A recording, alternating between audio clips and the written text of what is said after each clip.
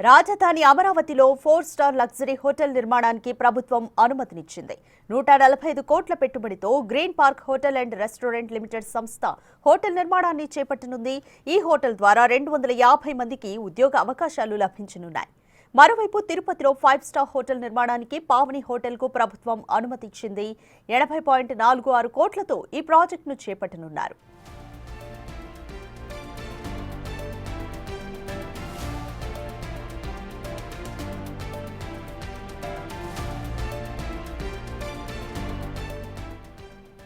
అంతేకాకుండా పోలవరం ప్రాజెక్టు వద్ద 5 star luxury resort నిర్మాణానికి ప్రభుత్వం అంగీకరించింది.